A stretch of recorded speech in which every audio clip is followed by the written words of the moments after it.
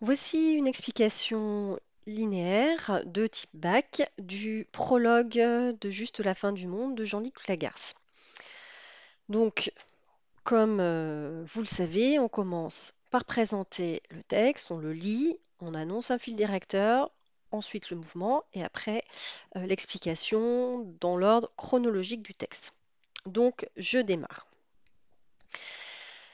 Je vais expliquer le prologue de Juste la fin du monde, pièce de Jean-Luc Lagarce, écrite en 1990, soit 5 ans avant la mort de l'auteur. Cette pièce est en quelque sorte une autofiction dans la mesure où, même si elle n'est pas strictement autobiographique, il existe de nombreux points communs entre le personnage de Louis et Jean-Luc Lagarce.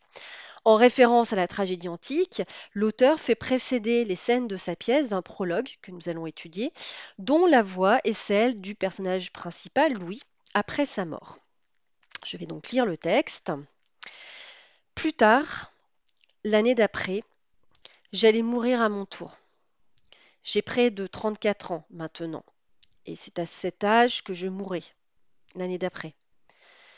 De nombreux mois déjà que j'attendais à ne rien faire, à tricher, à ne plus savoir, de nombreux mois que j'attendais d'en avoir fini l'année d'après.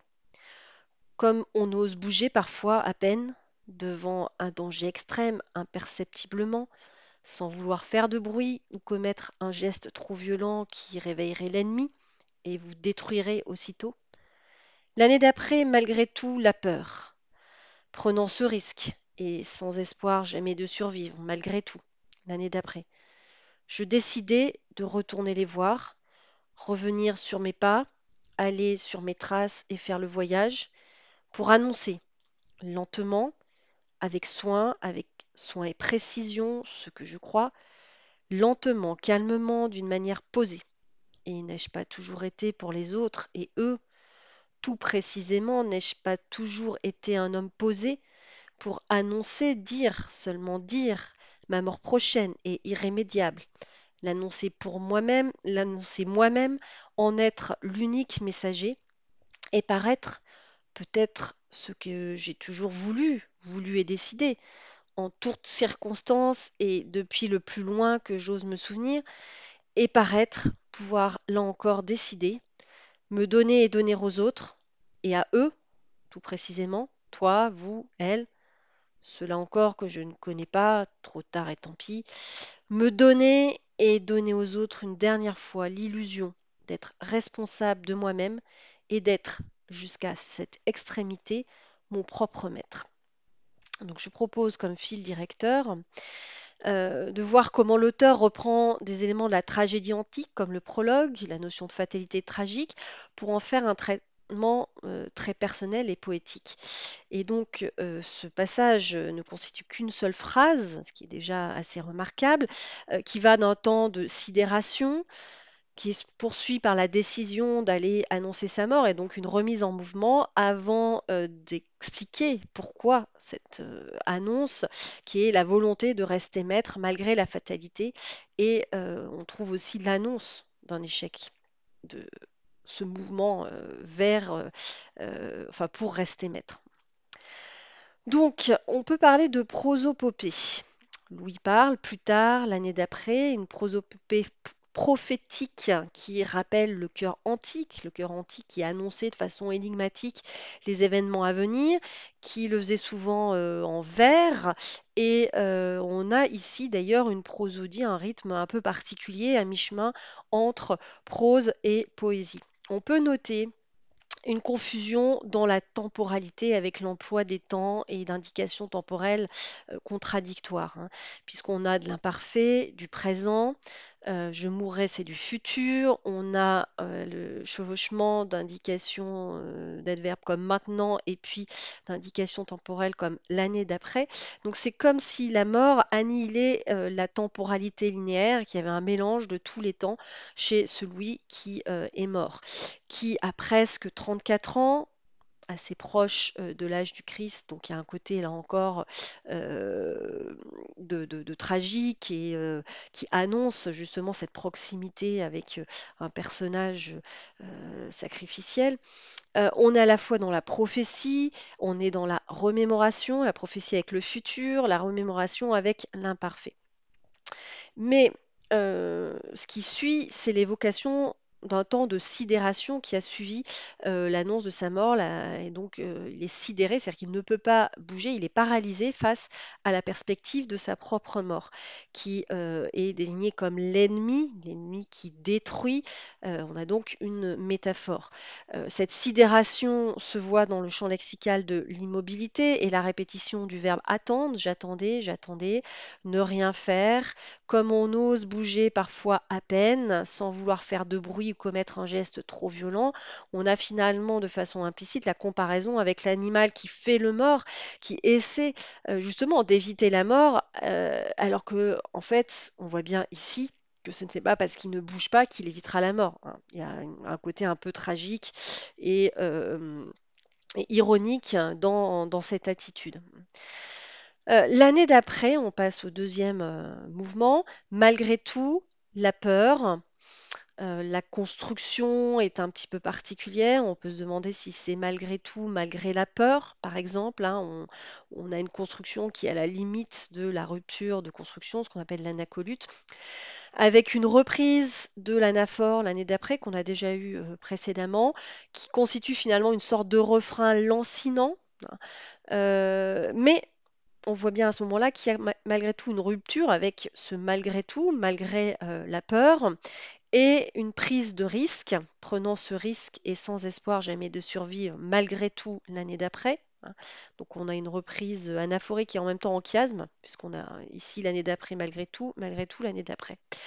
Donc, il y a la prise de risque de l'action qui finalement devient quand même quelque chose de possible, qui va permettre de résister à la fatalité. Et donc cette mise en action se traduit notamment avec un passé simple. Je décidais de retourner les voir, plus tous les verbes de mouvement, retourner, revenir sur mes pas, aller sur mes traces et faire le voyage. Il y a donc un moment de retour sur soi, de retour sur sa vie qui est assez classique au moment de la mort, hein, où on dit que parfois on voit défiler toute sa vie, avec malgré tout toujours cette présence de la mort qui est là sans forcément se dire, avec l'expression faire le voyage qui a double sens, hein. Évidemment, tous les préfixes montrent, soulignent ce moment de retour à soi. On peut voir que on a, et on le voit dans une grande partie de la pièce, une recherche de précision, du mot juste, avec des accumulations d'expressions qui se précisent entre elles, avec le procédé de la panorthose qui est une correction, vous voyez, lentement, avec soin et précision. Donc toutes ces expressions sont plus ou moins synonymes, mais elles essaient de d'écrire le plus justement possible ce que veut dire l'auteur, lentement, calmement, là encore, une répétition d'adverbes quasiment synonymes, puis d'un complément de manière qui veut dire la même chose, d'une manière posée. L'auteur insiste d'ailleurs sur ce caractère posé qui le caractérise par rapport aux autres. Les autres et eux, c'est la famille. Et donc, il est dans ce retour à soi, mais aussi ce retour vers la famille, avec qui on sent qu'il y a une difficulté par rapport à leur regard, par rapport à ce qu'ils voient se refléter de lui en eux. Donc, cette, his- cette idée, cette histoire d'image, de paraître, on va le voir dans la troisième partie, mais elle est déjà annoncée ici.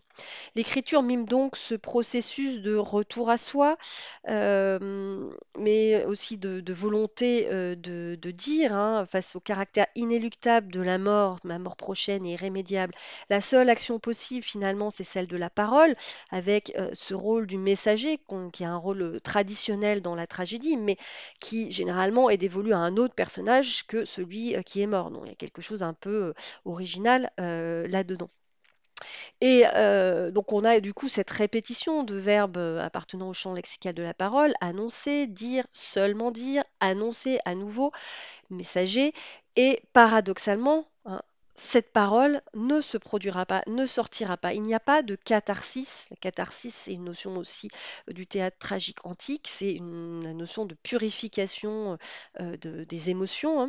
Et donc, il n'y aura pas cette possibilité de finalement crever un abcès et de repartir sur d'autres bases. Même cette action très minime qui est celle d'annoncer est impossible.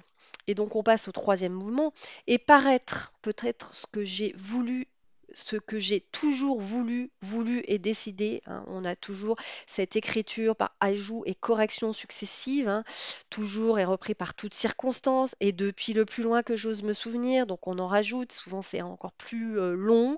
Il y a donc quelque chose qui mime, hein, le mouvement de la pensée intérieure, qui est assez long, assez lent, qui se développe, mime donc ce monologue intérieur. Ce qui est intéressant également ici, c'est cette notion d'illusion qu'on voit apparaître avec justement ce mot paraître, répété deux fois. Pour Louis, le regard des autres et de sa famille est finalement très important. Peut-être est-ce ce qui le paralyse, il n'arrive pas à prendre la parole devant ce regard. Et une forme d'ironie tragique ici, puisque ça annonce le futur échec finalement de ce projet de dire, qui a été répété plusieurs fois, qui n'aboutira pas.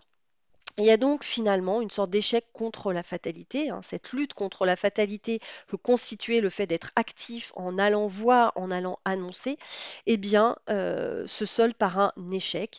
Le but, c'était, comme c'est dit à la fin, rester maître, mon propre maître, hein, finalement, il éclaire aussi ce prologue, ce qu'on va voir de Louis après, la volonté finalement de contrôler, d'être maître de sa destinée. Mais finalement, l'échec est annoncé avec le thème pardon, de l'illusion qu'on voit dans le mot paraître et dans le mot illusion. Donc, cette apparence de liberté, cette apparence de maîtrise, de contrôle, n'est finalement qu'une illusion et nous sommes mortels, le personnage est mortel et il n'a pas réussi à essayer de rester actif face à la fatalité de la mort. Donc en conclusion, on voit bien que la garce reprend les codes de la tragédie antique, mais dans un but très personnel. Le personnage endosse le rôle du cœur et du messager antique, qui sont des personnages et des rôles traditionnels, mais c'est lui qui annonce sa propre mort. Et pourquoi? Il s'agit pour lui de retrouver une forme de liberté face à la fatalité, de redevenir actif face à cette mort inéluctable, inévitable. Et pourtant, dans une forme d'ironie tragique, Louis annonce son propre échec. Il ne sortira finalement pas de sa sidération, hein, première qu'il avait ressentie à l'annonce de sa mort et la révélation qui lui redonnerait un peu de rôle actif ne sortira pas, n'aboutira pas, ce sera un échec. Voilà, je suis à peu près dans les temps, je déborde peut-être d'une minute trente, mais ça vous donne un peu une idée de ce qu'on attend, de quel dosage on attend pour l'oral du bac. Bon travail.